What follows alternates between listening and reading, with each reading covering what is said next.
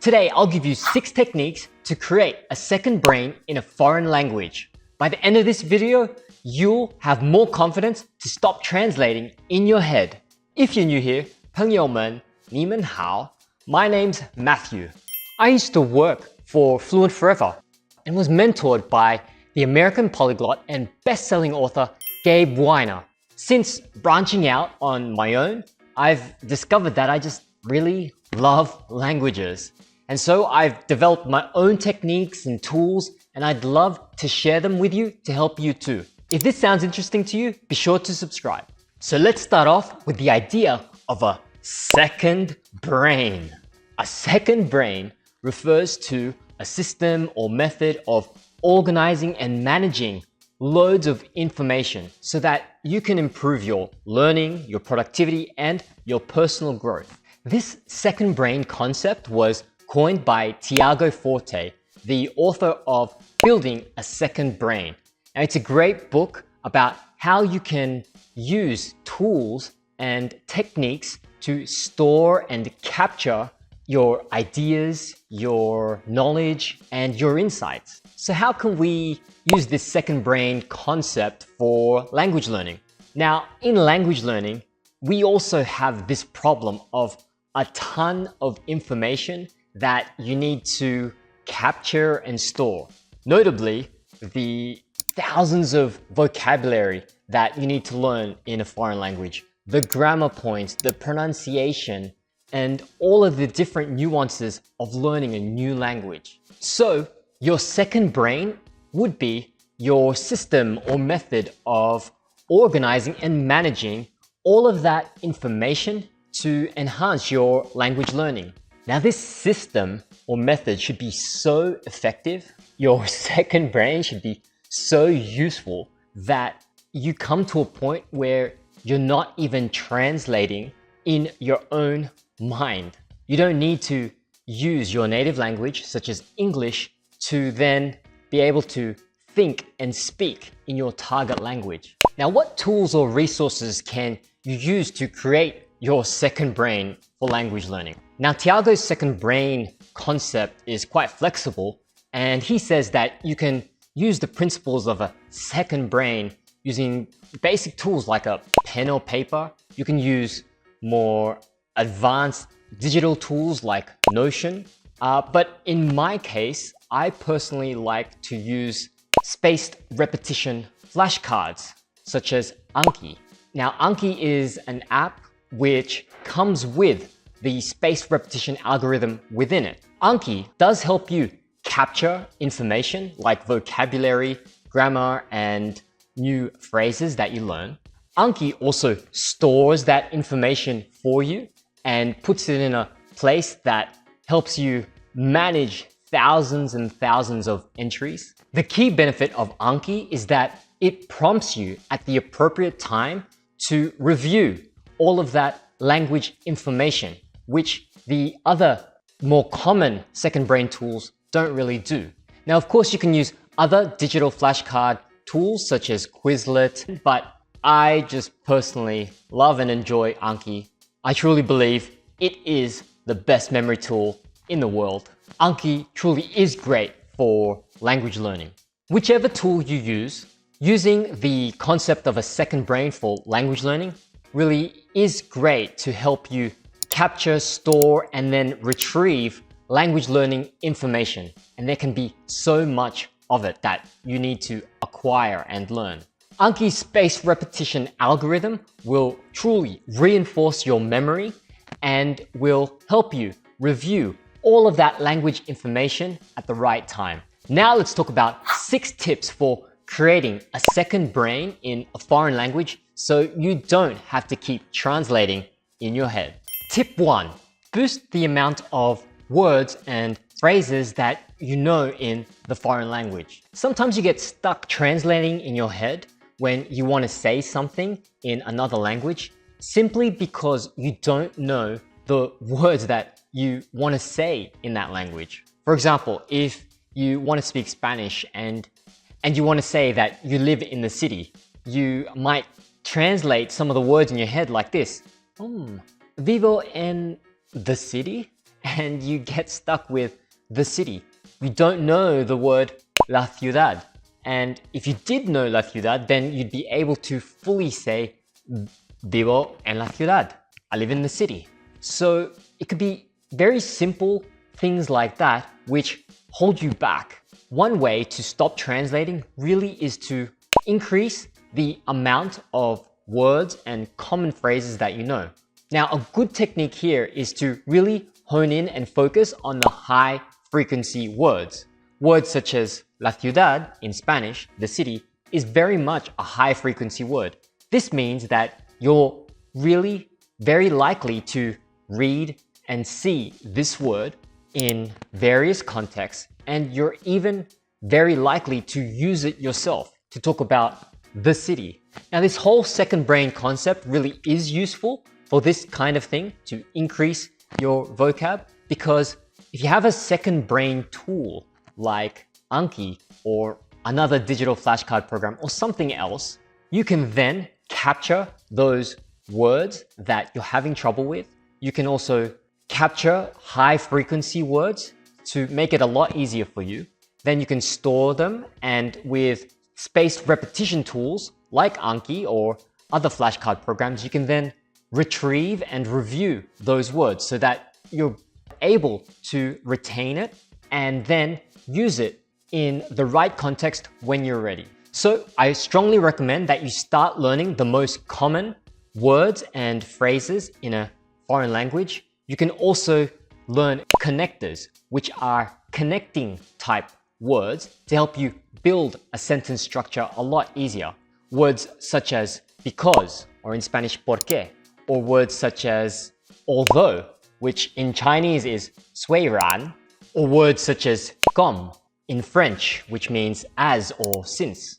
When you learn common words and phrases and connectors, these really form the foundation of your second brain in another language, and they minimize your reliance on translations. Tip number 2, use pictures to learn words and stop translating in your head. Now, with Tiago's second brain concept, he talks a lot about capturing information into a system. A lot of the time, the general second brain ideas talk about capturing text. But when it comes to language learning, there's something distinct about how you want to capture and then retrieve that information. When you learn a language, you don't just want to be retrieving certain notes that you may have forgotten, but you actually want to remember different words in a foreign language so that when you see those objects in the real world and you want to talk about them, then you're able to then use those words in context. Now, it's also useful to associate words and language concepts that you learn with images. As humans, we're very visual creatures, and we experience the world visually. In the real world, when you see a tree, you don't want to be thinking, oh, tree in English, and then, oh, what is tree in Chinese? Oh, 树, tree, 树. You want to bypass that whole English tree concept or whatever native language you speak, and you want to just go straight to 树. For example, if you see a swimming pool over there, then you don't want to be thinking in your head swimming pool in English or whatever native language you speak, and then think, oh, how do I say that in Spanish, which is la piscina.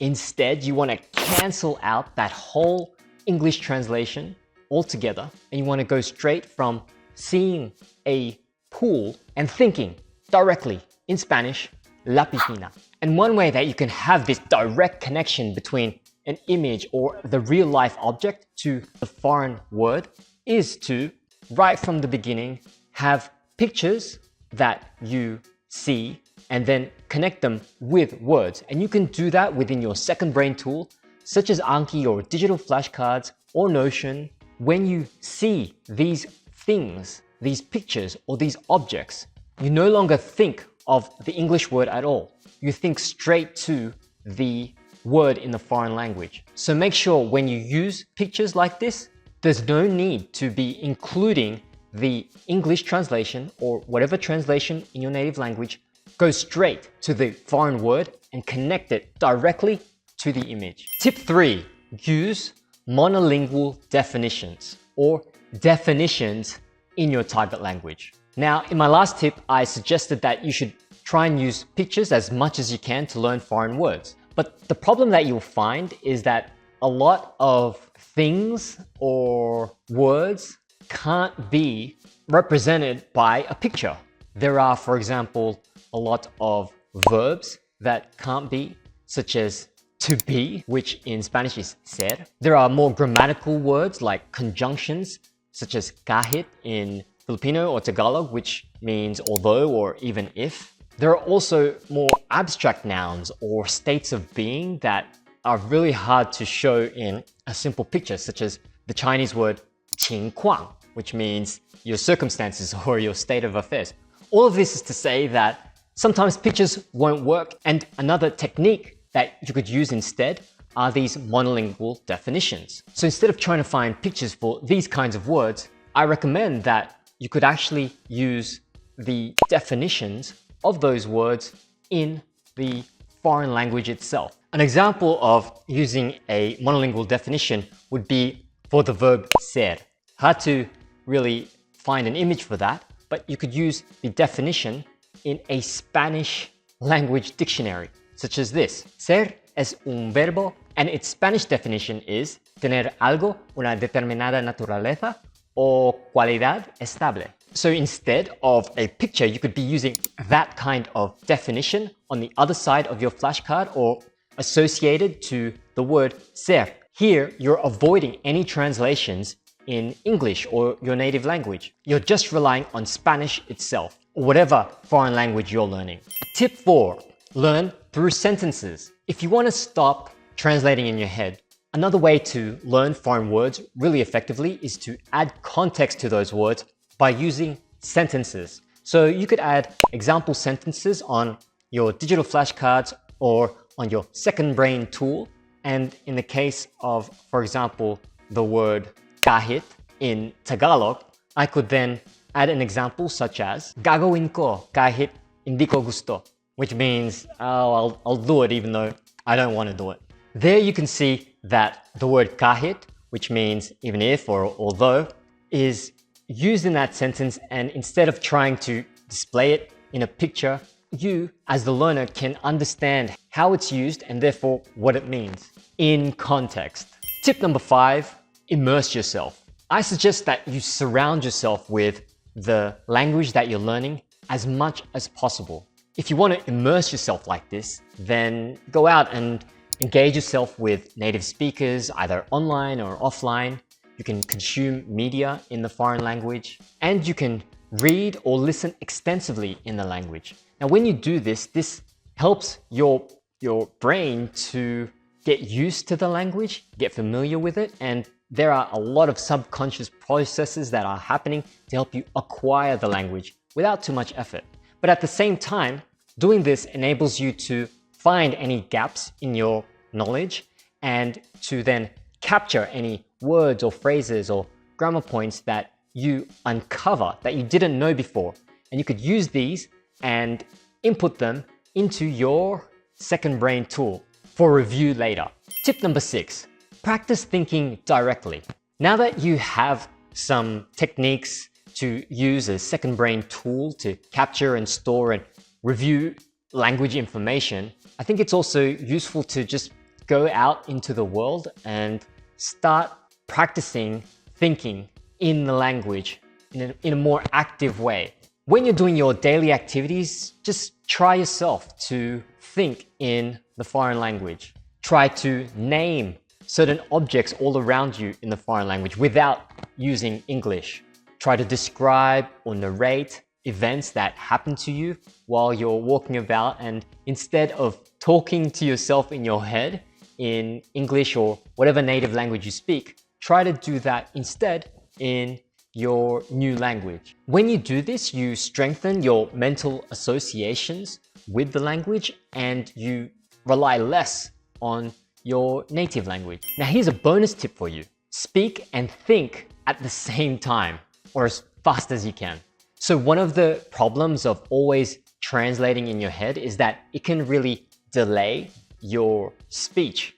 Some native speaker comes up to you and talks to you in the language. You hear it, you have to try and translate it into English or your native language, and then you want to reply back. So then you think of your reply in English, and then you have to then translate it back into that other language. And throughout all of this process, if you're too slow, that native speaker is gone. Now, this has happened to me a couple of times in the past, and it is quite embarrassing. You probably feel the same way too. All of this can actually be improved through some practice. The problem in all of this is that you were translating, and it would have been a lot better if you were able to take that information in and then just speak reflexively without having to think so much. There are some speaking practice activities that you could actually do on your own or with a partner. And in those kinds of activities, your aim would be to speak very quickly or as fast as you can without so much pauses and translations. I actually like to time myself when I do these speaking practice activities, because when I time myself, I then try and speak as fast within that given time. I then try and speak again about the same topic, but at a shorter time frame. And then again for a third time for an even shorter time frame, and each time trying to get faster. And because I have to speak a lot faster and I'm talking about the same topic, I become more confident. I rely less on translations, and I've trained my brain and also my mouth to connect each other really quickly, and then I can respond really fast and speak more fluently. I actually made a free tool for this kind of thing, so check out that speaking practice tool to help you with fluency and to minimize all of that translating in your head.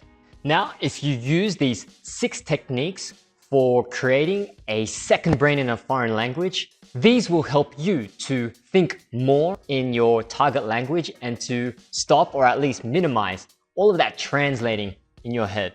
If you want to learn other tips and techniques about how to learn a foreign language effectively, then check out the other videos on my channel.